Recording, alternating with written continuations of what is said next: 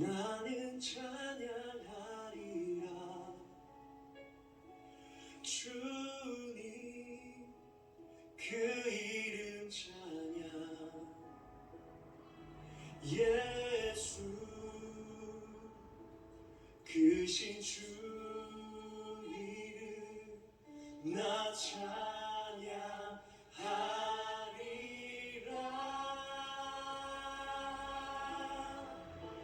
나는 찬양하리라. 주님 그 이름 찬양. 예수 크신 주 이름 나 찬양하리라. 나는 찬양하리라. 나는 찬양하리라. 주님 그 이름 찬양. 예수 크신 주 이름 나 찬양하리라.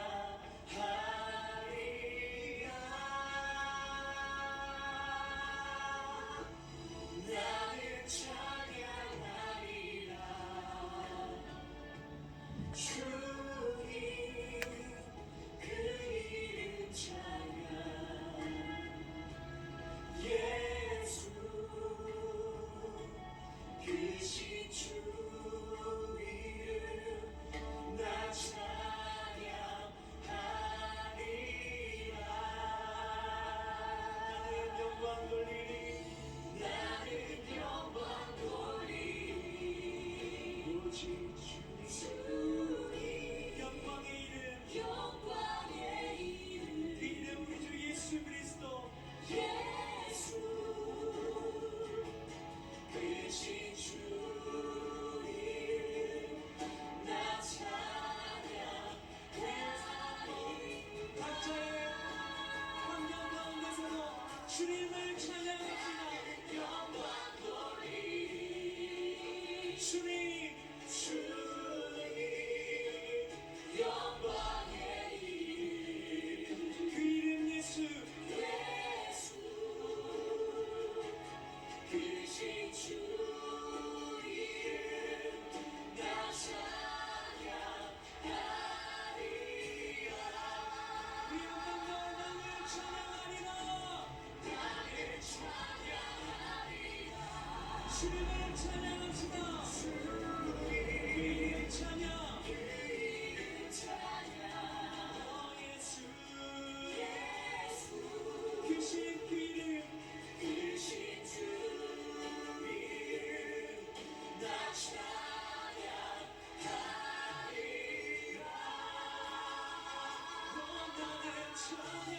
나는 찬양하리.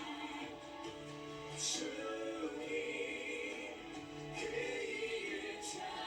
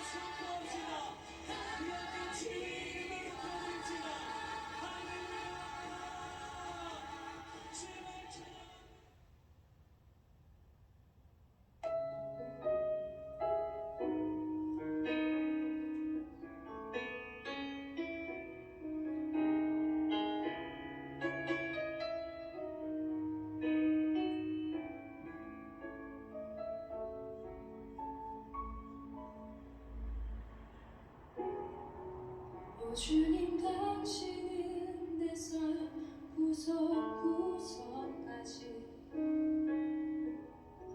감찰하시며 나를 응원하시는 분 내 길을 밝혀서 영원한 생명의 길로 인도하시며 나를 응원하시는 분 크고 작은 갈등을 겪었지만 항상 결국 당신을 선택합니다. 나의 유일한 고백에 내 삶은 오직 아름다운 당신뿐입니다. 나의 유일한 고백에 내 삶은 오직 아름다운 당신뿐입니다. 나의 예배를 받으소서 홀로 영광을 받으소서 주여 나의 주여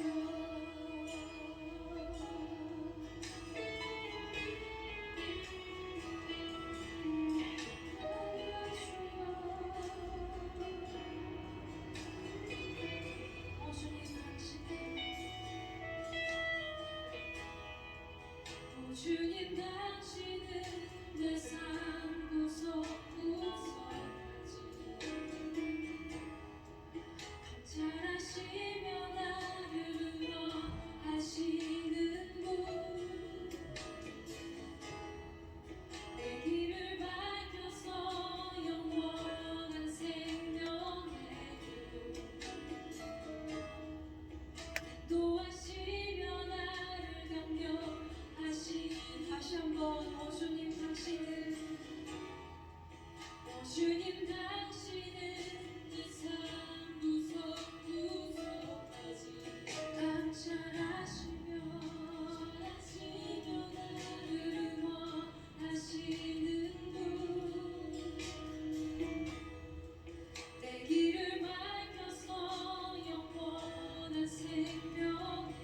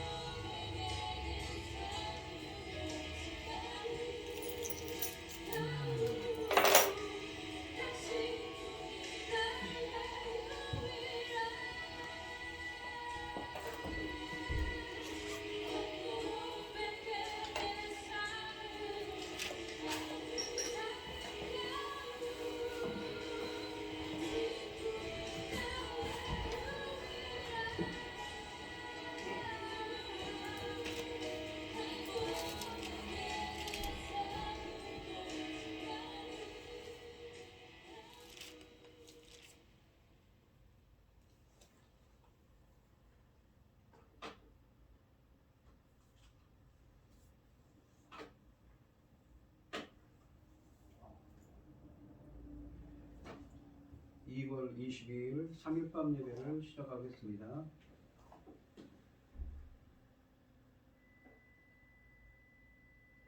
사도신경 하심으로 신앙 고백하시겠습니다. 전능하사 천지를 만드신 하나님 아버지를 내가 믿사오며 그 외아들 우리 주 예수 그리스도를 믿사오니 이는 성령으로 잉태하사 동정녀 마리아에게 나시고 본디오 빌라도에게 고난을 받으사 십자가에 못 박혀 죽으시고 장사한 지 사흘 만에 죽은 자 가운데서 다시 살아나시며 하늘에 오르사 전능하신 하나님 우편에 앉아 계시다가 저희로서 산 자와 죽은 자를 심판하러 오시리라.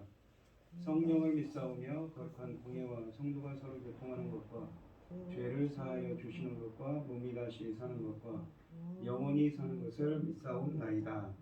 아멘. 찬송가 431장입니다.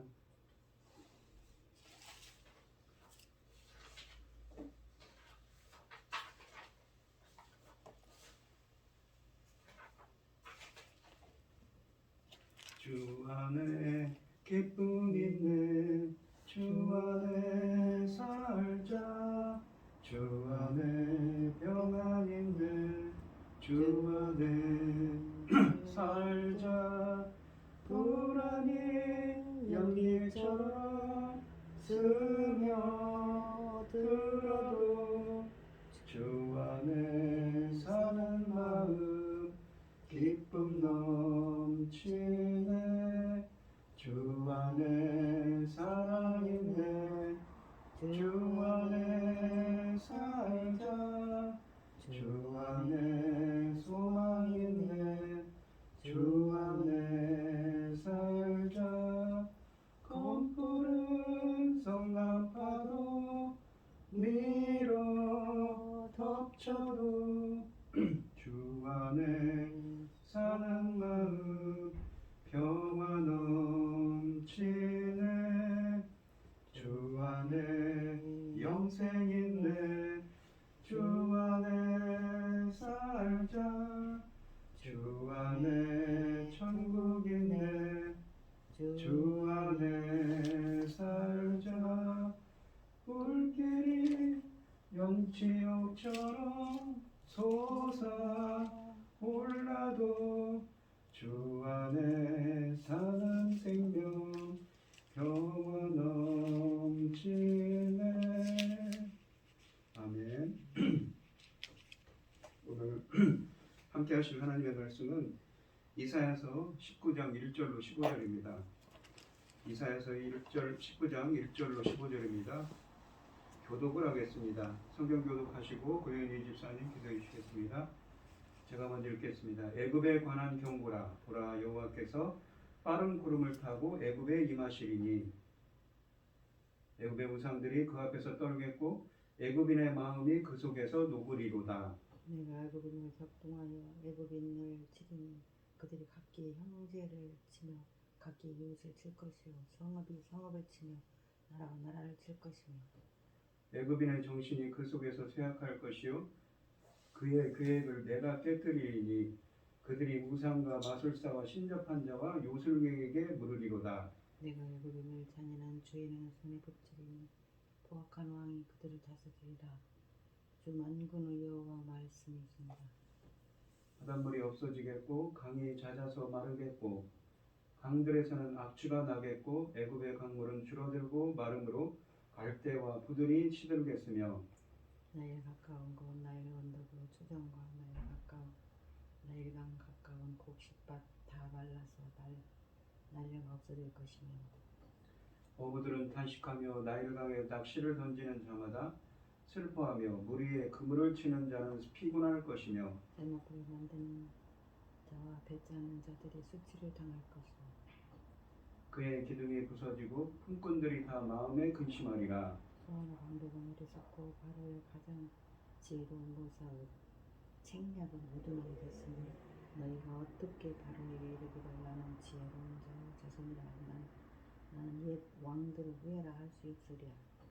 너의 지혜로운 자가 어디 있느냐? 그들이 만군의 여호와께서 애굽에 대하여 정하신 뜻을 알 것이요 곧 내게 말할 것이니라. 수많은 방백들은 어리석고 누구 방백들은 미혹되었도다. 그들은 애굽 종족들의 모퉁이 돌이건을 애굽을 그릇 가게 하였도다. 여호와께서 그 가운데 어지러운 마음을 섞으셨으므로 그들이 애굽을 매사에 잘못 가게 하니 취한 자가 토하면서 비틀거림 같게 하였으니 애굽에서 머리나 뿌리며 종려나무 가지나 갈 데가 아무 할 일이 없으리라. 아멘. 기도하겠습니다. 내 영혼아 여호와를 송축하라. 내 속에 있는 것들아 다 그의 거룩한 이름을 송축하라. 내 영혼아 여호와를 송축하며 그의 모든 은택을 잊지 말지어다. 그가 내 모든 죄악을 사하시며 내 모든 병을 고치시며 내 생명을 하늘에서 성령하시고 인자와 긍휼로 관을 씌우시며 좋은 것으로 내 소원을 만족하게 하사 내 청춘을 독수리같이 새롭게 하시도다. 천지 만물을 지으신 전능하신 하나님 아버지, 어리석고 보잘것없는 저희를 자녀 삼으시고 아버지의 사랑 가운데 살아가게 하심을 참으로 감사드립니다. 요란하고 어지러운 이 세상 가운데서도 이 시간 하나님께 예배드릴 수 있도록 인도하시니 감사합니다. 지금은 너무나도 엄중한 시대, 너무나도 귀한 하나님이 붙잡고 계시는 아버지 큰 시대, 한 시대를 넘어가는 시대입니다. 복음 전파 시대에서 열매 거둘 새 시대에 들어왔습니다. 아버지 하나님께서 받으실 그 열매 얼마나 귀한지 아버지 참으로 말로 다 할 수 없습니다. 아버지는 먼저 말씀부터 원문으로 돌아가야 하는데 아버지 멀고 멀기만 합니다. 아버지 하나님 불쌍히 여기시고 긍휼을 베푸셔서 도와주시옵소서.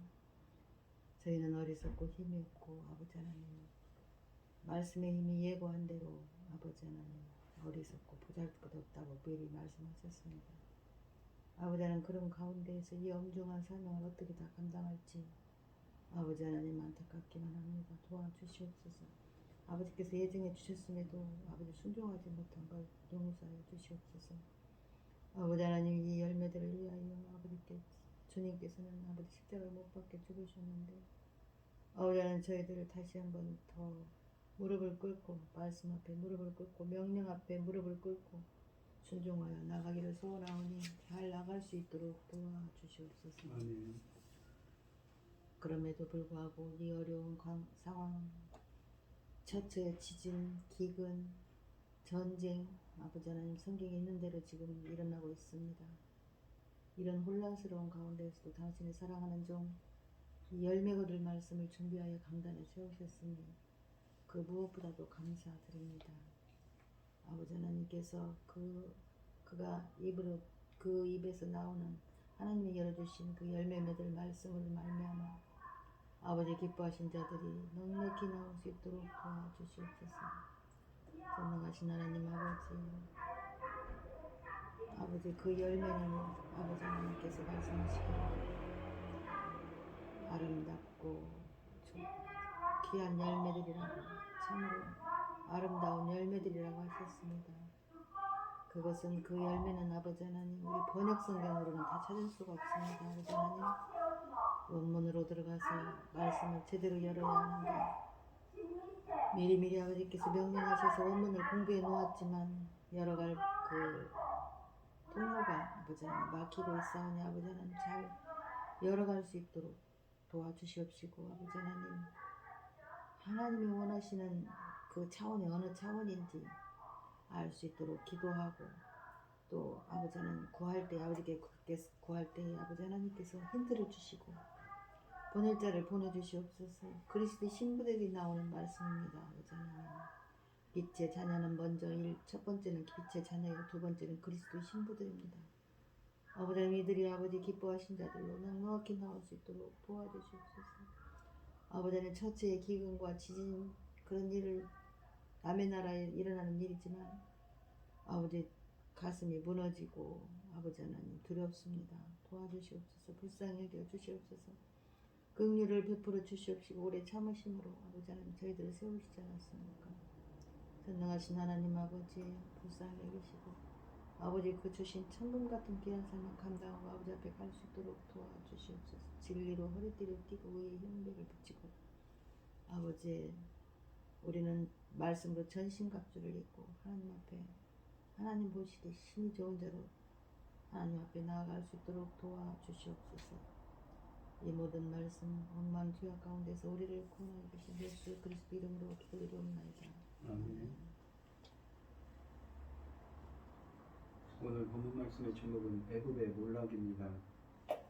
이 출애굽 이후로 이집트는 끊임없이 이스라엘을 포함한 가나안 지역 국가들의 영향을 미쳐왔습니다. 특히 북쪽에 큰 국가가 형성되면, 그러니까 이 본문에 있는 아수르 같은 바벨론 같은 큰 국가가 형성되면 이집트와 그 국가 사이에 완충 역할을 하는 가나안에 끊임없이 사절단을 보내 가나안 지역을 친이집트화하려고 노력했습니다. 때때로 온갖 보호와 원조를 약속하며 가나안 국가들이 친이집트 정책을 수립하도록 했지만 북쪽의 경쟁 국가가 가나안에 원정을 오면 발뺌하기 일쑤였습니다. 유다는 아수르의 위협에 애굽을 의지하려 하지만 하나님은 애굽을 철저하게 심판하시므로 그들이 유다가 의지할 대상이 아님을 깨닫게 하시고 계십니다. 1절부터 4절 말씀을 보겠습니다. 읽겠습니다. 애굽에 관한 경고라. 보라, 여호와께서 빠른 구름을 타고 애굽에 임하시리니 애굽의 우상들이 그 앞에서 떨겠고 애굽인의 마음이 그 속에서 녹으리로다. 내가 애굽인을 격동하여 애굽인을 치리니 그들이 각기 형제를 치며 각기 이웃을 칠 것이요 성읍이 성읍을 치며 나라가 나라를 칠 것이며 애굽인의 정신이 그 속에서 쇠약할 것이요 그의 계획을 내가 깨뜨리리니 그들이 우상과 마술사와 신접한 자와 요술객에게 들으리로다. 그가 애굽인을 잔인한 주인의 손에 붙이시리니 포악한 왕이 그들을 다스리리라. 주 만군의 여호와의 말씀이니라. 아멘. 이 1절부터 4절의 말씀은 이 애굽의 사회적 붕괴에 대해 말씀하십니다. 1절에 보시면 이 여호와께서 빠른 구름을 타고 오신다고 하십니다. 이것은 하나님이 자연을 다스리는 분이라는 점을 잘 드러내는 표현입니다. 또한 이집트의 신들이 하나님 앞에서 떠는 것은 이 하나님 앞에서 떤다고 하죠. 이것은 출애굽기 12장 12절을 보시면 출애굽 사건의 중요한 테마이기도 합니다. 1절 말씀에서 이집트 신들만 떠는 것이 아니라 이집트 사람들의 마음도 녹아내린다고 말씀하십니다. 하나님은 우상이나 사람보다 크신 분이심을 보여줍니다. 반면에 애굽은 완전히 사기와 의욕을 상실한 모습입니다. 영적으로나 현실적으로 그들은 유다에 도움을 줄 만한 상황이 아닙니다. 주의 백성이라고 치부하는 이스라엘이 그들을 가장 잘 도와주실 수 있는 하나님을 의지하려고 하지 않고 오히려 전혀 힘이 되지 못할 나라, 그것도 한때 자신들을 종으로 부렸던 나라를 바라보고 있습니다. 선지자는 현실을 직시하지 못하는 유다가 안타까울 따름입니다. 2절부터 4절 말씀을 보시면 선지자는 이어서 이집트 사회의 붕괴 과정을 언급합니다. 2절에 내가 애굽인을 격동하여 애굽인을 치리니라고 하십니다. 애굽인을 격동하여 애굽인을 친단 말입니다. 이 말씀은 이 앞으로 이집트가 경험할 내부적인 갈등이 얼마나 클 것인가를 잘 표현하고 있습니다. 형제와 형제가, 이웃과 이웃이, 또 성읍과 성읍이, 나라와 나라가 이렇게 칠 것이라고 말씀하시는데 갈등의 순서가 작은 것에서 큰 것으로 옮겨가고 있습니다. 하나님께서 이집트 사람의 마음을 충동하여 형제가 형제를, 이웃이 이웃을, 도시가 도시를, 나라가 나라를 서로 치게 할 것이라는 것입니다. 이집트에 내란이 일어나도록 하시겠다는 것입니다. 나라가 나라를 친다는 것은 36개 지방 또는 소부족들로 이루어진 이집트가 서로 싸우게 될 것을 의미합니다. 3절 말씀해 보시면 애굽인의 정신이 그 속에서 쇠약할 것이요 라고 하십니다. 이것은 보다 더 적절한 표현은 이집트 사람들의 길을 죽여 놓겠다는 것입니다. 누가요? 하나님께서 그렇게 하신다는 것이죠. 사기를 떨어뜨려 놓겠다는 말씀입니다. 이집트의 중앙체제가 무너지면 사람들은 낙담할 수밖에 없습니다. 3절 중반절에 그의 계획을 내가 깨뜨리리니, 그의 계획은, 애굽의 계획을 내가, 주님이 깨뜨릴 거라고 하십니다. 즉 이집트 사람들이 세운 계획이 모두 실패로 돌아갑니다. 사회 분열의 위기감과 피해 의식, 패배감에 젖어 있는 상태에서 제대로 계획이 실행될 리가 없습니다. 당연히 모든 것이 실패합니다. 3절 하반절에서 그들이 우상과 마술사와 신접한 자와 욕술객에게 무르리로다 라고 하십니다. 하나님께서 그들의 사기를 저하시키고 그들의 계획을 무산시키시면 그들은 우상, 마술사, 신접한 자, 무당을 찾아다니며 물을 거라고 하십니다. 이것은 8장 19절로 20절을 연상케 하는 말씀입니다. 상황이 악화될수록 영적인 그리고 기적적인 해결책을 추구하는 것이 인간의 본능이지요. 하나님이 이런 징계를 내리시지만 그들이 여호와께 돌아오는 것이 아니라 오히려 자신들의 우상과 신들을 통하여 이 해결책을 찾으려 합니다. 결과는 더 악화될 수밖에 없습니다. 이 사울 왕이 바로 이런 경험을 했습니다. 하나님이 그에게 응답하지 않으시자 그는 엔돌의 점쟁이를 찾아갔습니다. 결국 그는 사무엘을 가장한 귀신에게 책망만 듣고 곧바로 길보아 산에서 전사하게 되었습니다. 그래서 4절에서는 사회가 혼란에 빠지면서 그들은 이제 잔인한 군주와 포악한 왕, 즉 아스로 왕의 지배를 받게 된다고 말씀하십니다. 수세기 전에 그러니까 이 본문 말씀이 얘기하는 주전 730년경 그때 전에 그것보다 수백 년 전에 출애굽기에서 이스라엘에게 잔인한 군주였던 애굽은 이제 잔인한 통치를 받게 됐습니다. 애굽을 주전 671년경에 정복한 아스로 왕인 에살핫돈으로 이 예언은 성취되었습니다. 심판은 만군의 여호와 즉 이스라엘의 주이시며 언약을 지키시는 위대한 하나님으로부터 옵니다. 5절부터 10절 말씀을 보시면 바닷물이 없어지겠고 그러니까 이 경제적인 이 심판에 대해 말씀하십니다. 강이 잦아서 마르겠고 강들에서는 1절부터 4절은 사회적인 재앙이었죠. 그러면 5절부터 10절은 경제적인 재앙입니다. 강들에서는 악취가 나겠고 애굽의 강물은 줄어들고 마름으로 갈대와 부들이 시들겠으며 나일 가까운 곳 나일 언덕의 초장과 나일강 가까운 곡식밭이 다 말라서 난려가 없어질 것이며 어부들은 탄식하며 나일강에 낚시를 던지는 자마다 슬퍼하며 물 위에 그들을 치는 자는 피곤할 것이며 그물을 치는 자는 피곤할 것이며 세마포를 만드는 자와 배 짜는 자들이 수치를 당할 것이며 그의 기둥이 부서지고 품꾼들이 다 마음에 근심하리라 라고 되어 있습니다. 이 5절부터 10절은 애굽의 경제적인 붕괴에 대해 말씀하십니다. 5절에서 바닷물이 없어지겠고 강이 잦아서 마르겠고 라고 하십니다. 나일강은 미가서 7장 12절과 나홈서 3장 8절에서 바다라고 불리웠는데 이는 그 수량이 너무 방대하고 엄청났기 때문입니다. 바닷물은 홍수 때 불어난 나일강의 물을 표현하는 것이며 강은 나일강에서 비롯된 여러 수로를 의미합니다. 강물이 말랐으니 그 강물에서 시작되는 수로도 모두 마를 수밖에 없습니다. 즉 총체적인 위기가 온 것이지요. 나일강은 이집트의 생명줄이었습니다. 나일강의 물이 없으면 이집트는 사막을 따름입니다. 이집트의 땅 대부분은 비가 전혀 혹은 거의 오지 않는 곳입니다. 이 상황에서 나일강에 대한 이집트의 의존도는 그들의 생사와 연결되어 있었습니다. 광대한 나일강의 물을 수로를 통하여 끌어다가 농산물을 가꾸어 생계를 유지했습니다.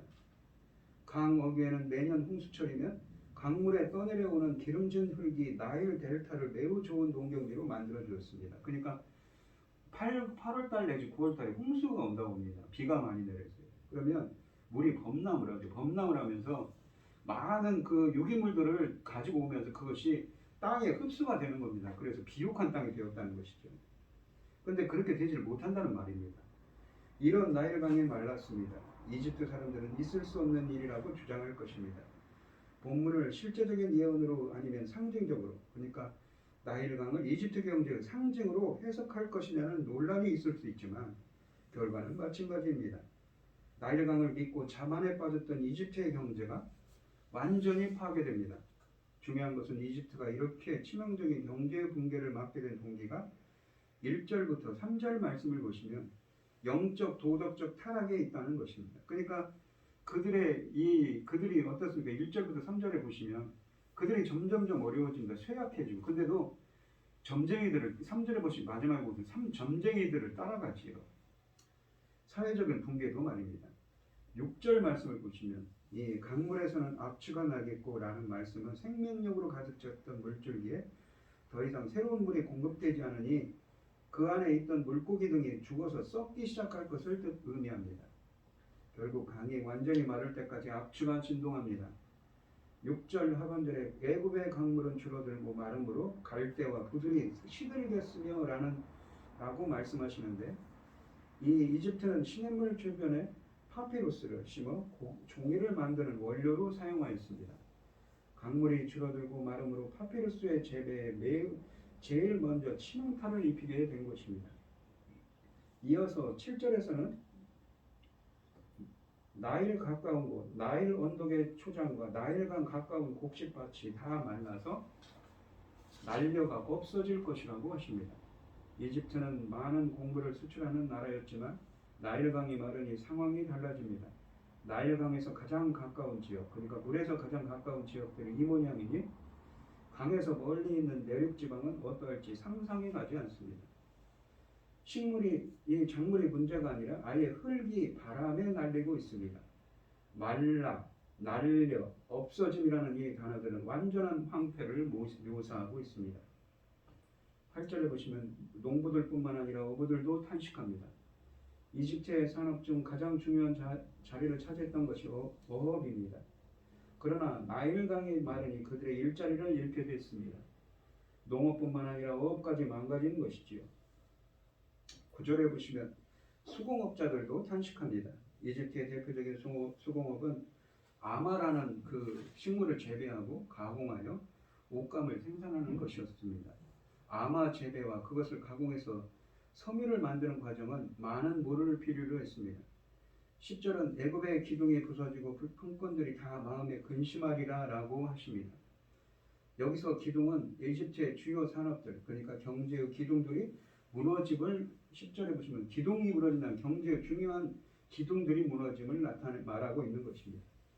주요 산업들만 무너지는 것이 아니라 하루하루 살아가는 품꾼들까지도 타격을 받게 되는 엄청난 경제적 붕괴를 의미하고 있습니다. 나일강의 가뭄 때문에 곡식을 가꾸지 못하고 이어서 어업이 몰락하며 각종 나무들도 자라지 못하므로 연관 산업도 연이어 망하게 되는 모습입니다. 이러한 궁핍과 도산은 결국 민심을 소란케 만들어 국가 존망의 위기를 맞게 될 것입니다. 11절로 15절 말씀을 보겠습니다. 소환의 방법은 어리석었고 바로의 가장 지혜로운 모사의 책략은 우둔하여졌으니 너희가 어떻게 바로에게 이르기를 나는 지혜로운 자들의 자손이라 나는 옛 왕의 후예라 할 수 있으랴. 너의 지혜로운 자가 어디 있느냐? 그들이 만군의 여호와께서 애굽에 대하여 정하신 뜻을 알 것이요 곧 내게 말할 것이니라. 소환의 방백들은 어리석었고 노베의 방백들은 미혹되었도다. 그들은 애굽 종족들의 모퉁이 돌이거늘 애굽을 그릇가게 하였도다. 여호와께서 그 가운데 어지러운 마음을 섞으셨으므로 그들이 애굽을 매사에 잘못 가게 하니 취한 자가 토하면서 비틀거림 같게 하였으니 애굽에서 머리나 꼬리며 종려나무 가지나 갈대가 아무 할 일이 없으리라 라고 하십니다. 이 11절부터 15절은 정치적 붕괴에 대해 말씀하십니다. 그러니까 1절부터 4절은 사회적 붕괴였고 5절부터 10절은 이 경제적 붕괴였는데 11절 마지막 11절부터 15절 말씀은 정치적 붕괴에 대해 말씀하십니다. 이집트는 전통적으로 지혜로 유명했습니다. 그들의 지혜 문학은 고대 근동의 그 어느 사회의 것보다도 방대했고 오늘날까지 가장 잘 보존된 문헌입니다. 이집트의 자연에 대한 이해 수준에 있어서도 경쟁 대상이 없었습니다. 그러나 그들의 뛰어난 지혜도 여호와 앞에서는 아무런 의미가 없는 것이지요. 11절에 보시면 소환의 지도자들은 정말 어리석었습니다. 바로왕의 가장 지혜롭다는 책사들도 어리석은 조언을 합니다. 그런 자들이 어떻게 옛 현인과 옛 왕들의 후손이라 할 수 있을까요? 소환의 방백들이라는 표현이 있는데 이것은 나일 델타의 동쪽에 위치한 타니스라는 지역에서 정치하는 사람들을 일컫는 말입니다. 이 도시는 고대로부터 이집트 정치의 중심으로 자리 잡았다고 합니다. 그러므로 이 도시에 거하는 방백들과 전략가들은 이집트의 그 어떤 도시에 거하는 사람들보다도 정확한 판단력과 통찰력을 가졌을 것을 기대할 수 있습니다. 이들의 지혜와 통찰력은 이집트가 지니고 있는 최고의 것이었습니다. 그런데 이사야는 단호히 선언합니다. 소환의 방백들은 어리석었고 바로의 가장 지혜로운 모사의 책략은 우둔하여졌으니 라고 하시는데, 이 표현은 진정한 지혜의 영향을 전혀 받지 않은 상태를 나타내고 있습니다. 도대체 지혜의 냄새도 나지 않는다는 표현입니다. 12절을 말씀해 보시면 너의 이 12절에서는 바로야 너의 지혜로운 자들이 어디 있느냐?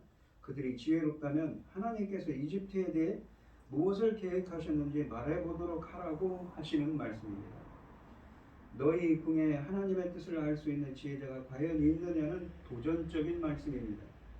그들이 시대의 흐름을 파악하지 못하고 있다고 하시는 것이지요. 스스로 지혜롭다 하고 스스로 이집트의 가장 지혜로운 자들의 후손이라 하지만 실제로 이들은 현실을 제대로 파악하는 능력이 없습니다. 이 3절 말씀에서는 여호와께서 그들의 계획은 그가 깨트리신 바가 되게 하시지만 12절에서는 이집트의 지혜로운 자들도 이 여호와의 계획을 아예 의식하지도 못한다고 하십니다. 이집트의 정부 강요들 사이에 어리석음이 팽배해 있는 것입니다.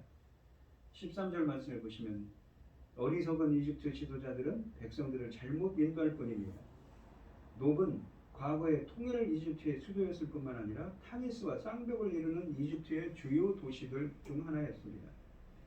이집트의 비극은 나라를 이끌어 나가야 할 자들이 백성을 잘못 인도하고 있다는 사실입니다. 13절에 미혹되다는 이 말은 창세기 3장 13절에서 뱀이 인간을 현혹시킨 것을 표현하는 데 사용된 단어입니다. 또한 모퉁이돌이라는 말은 이 지도자를 상징하는 표현법입니다. 이사야서는 5장 20절로 21절 말씀처럼 이 세상의 지식은 어리석음에 불과하고 결코 생명력이 없음을 꾸준히 지적해 왔습니다. 하나님을 인정하지 않고 하나님의 지혜를 수혈받지 않은 세상의 지혜는 고여 썩은 물과 같습니다. 애굽의 멸망은 어리석게도 지도자들과 지혜자들이 하나님의 계획을 추구하지 않고 자신들의 이기적인 욕구를 채우기 위해 인간의 계획을 추진했기 때문이라는 것입니다. 이로써 아무리 지혜로운 자라 할지라도 이기적인 욕구를 떨쳐버리지 못한다면 어리석은 길을 가게 된다는 것이 이 말씀이 주는 교훈입니다. 이어서 14절과 15절에서는 이집트는 영적으로 군사적으로 남을 도울 수 없다고 선언하십니다. 14절에서 보시면 여호와께서 어지러운 마음을 섞으셨으므로 라고 되어 있습니다. 그들이 애굽을 매사에 잘못 가게 하니 취한 자가 토하면서 비틀거림 같게 하였다고 하십니다. 11절부터 13절에 나오는 애굽의 지도자들의 어리석음은 여호와께서 하신 일임을 분명히 합니다. 그리고 여호와께서 그 가운데 어지러운 마음을 섞으셨다고 하죠. 그거는 11절과 11절에 나오는 그 이집트 지도자들의 어리석음이 하나님께서 하신 일이라는 겁니다. 그리고 취한 자가 토하면서 비틀거리며 가다가 자신들의 토한 것에 넘어지는 우스꽝스러운 장면으로 비유하고 있습니다. 이사야서에서 술 취한 모습은 공의와 정의에서 멀어져서 눈이 멀고 귀가 어두운 채 세상적인 기쁨으로 자신의 이기적 욕구를 채우려는 모습을 상징하는 것입니다. 따라서 술의 언급은 애굽의 지도자들이 이기적 욕구를 취했음을 확실히 보여주는 은유입니다. 그래서 사리 판단을 전혀 하지 못합니다. 이런 선지자의 통찰력은 이집트의 아픈 곳을 그대로 찌릅니다. 주전 1200년 이후의 이집트 역사는 매우 보잘것없었습니다. 과거의 영화로운 모습을 다시는 회복하지 못했고 여러 외부 세력에 의해 통치됐습니다. 이사야 시대에는 구스 사람들이 지난 시간에 얘기했죠. 이집트를 통치합니다. 그 시대 이후에도 계속 외국 사람들의 통치를 받게 됩니다. 이런 이집트의 모습은 이사야서 9장 14절에서 말씀하신 자신의 젊음이 다 쇠한 줄 모르고 계속 날뛰는 늙은 창리와 다를 바 없는 것입니다. 15절 말씀해 보시면 애굽에서 머리나 꼬리며 종려나무 가지나 갈대가 아무 할 일이 없으리라 라고 하십니다. 이 말씀은 뭐냐면 머리나 꼬리나, 그러니까 지도자나 이 하나의 상징인데 머리는 지도자를 상징하고 꼬리는 평민을 상징합니다. 그러니까 지도자나 평민이나 그리고 종려나무처럼 귀한 자나 갈대처럼 천한 자나 가릴 것 없이 그 어떤 사람도 이집트를 구제할 수 없게 될 거라는 무용지물일 거라는 말씀인 것이지요. 애굽의 방백과 모사를 우둔하게 하십니다. 이들은 애굽을 부강하게 이끈 모퉁이의 뜰이었지만 이제는 그들의 어리석음 때문에 애굽이 망할 것입니다. 그런데 그 망하게 하신 것이 누구입니까? 바로 우둔하게 하신 것이 바로 하나님께서 하신 일이라는 거죠. 그들은 나라가 망하게 되었는데도 상황을 오판하고 왕이 잘못된 선택을 하도록 또한 이끌었습니다. 이들의 무능 때문에 애굽 사회는 비틀거리고 계획하는 일마다 어그러집니다. 애굽의 종교, 사회, 경제에 이어 정치까지 철저히 무너진 것이지요. 애굽과 동맹을 맺어보았자 짐만 됩니다. 이것이 이집트의 실제 모습이지만 유다는 지금 이집트와 동맹을 맺으려고 노력하고 있습니다. 우리의 삶에서도 종종 이런 일을 범하고 있지는 않은지요. 전혀 영향가 없는 일인데 명예와 평안의 이름으로 이런 것을 구하고 있지는 않은지 우리는 돌아보아야 할 것입니다. 본문은 애굽의 심판에 관한 예언입니다. 이 주님은 애굽을 향해 1절부터 4절에서는 사회적인 붕괴로 인해서 국력이 쇠퇴할 것과 5절부터 10절은 나일강의 이름으로 경제적인 붕괴가 일어날 것이고 11절부터 15절은 지도자들이 어리석음으로 정치적으로 무너질 것을 예언하고 있습니다. 애굽에 대한 이러한 심판의 예언은 유다로 하여금 구원은 오직 하나님께 있다는 사실을 깨닫게 하기 위함이었습니다. 그리고 이 사실은 오늘날 우리들에게도 적용되는 하나님의 주는 준엄한 말씀인 것이죠. 성도님들도 언제나 하나님을 의지하며 애굽의 전체를 밟지 않게 되기를 축원드립니다. 기도하겠습니다. 하나님 아버지 감사합니다. 오늘 주신 말씀에서 애굽의 심판에 대한 말씀합니다. 주님, 가나안 땅은 팔레스타인, 이스라엘은 남유다는 강대국으로 둘러싸여 있습니다. 위에는 북이스라엘과 아람이 있고 또 그 위에는 이 아수르라는 강대한 세력이 있습니다. 남쪽에는 어디입니까? 애굽이 있습니다. 유다는 하나님을 의지하지 않고 애굽을 바라봤던 것이지요. 그래서 하나님께서는 이사야 선지자를 통해서 애굽과 손잡지 말라고 애굽에 대한 심판의 말씀을 주시면서 오직 하나님만을 의지하라고 말씀하고 있는 것입니다. 우리들도 애굽의 전체를 밟지 않게 해주시옵시고 언제나 하나님만을 의지하는 믿음을 주시옵소서. 이 모든 말씀 거룩하신 예수 그리스도의 이름으로 기도드리옵나이다. 아멘. 찬송가 324장을 하시고 오늘 축도하심으로 오늘 예배를 마치도록 하겠습니다.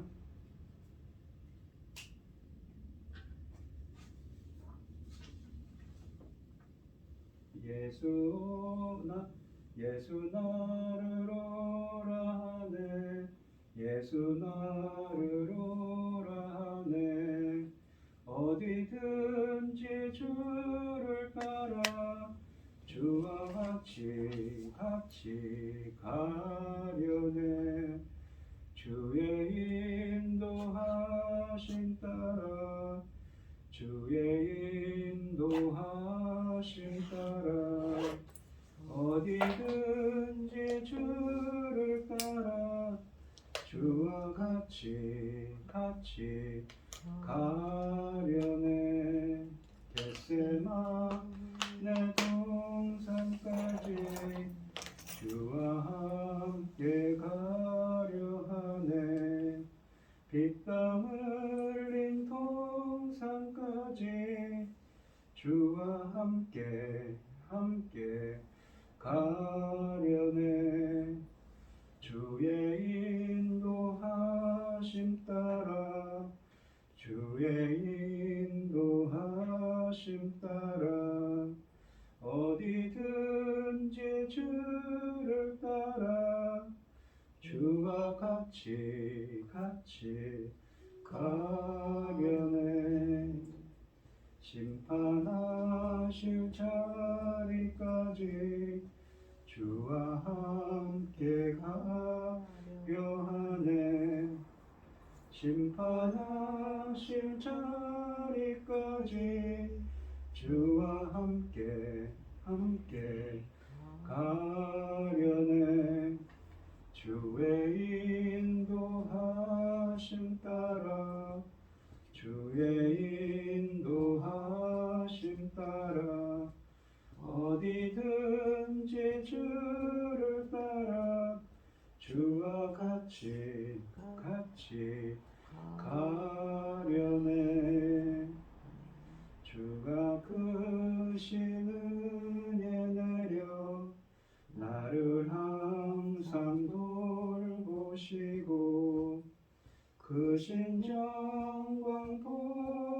주며 나와 함께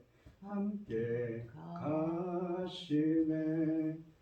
주의 인도하심 따라 주의 인도하심 따라 어디든지 주를 따라 주와 같이 가려네.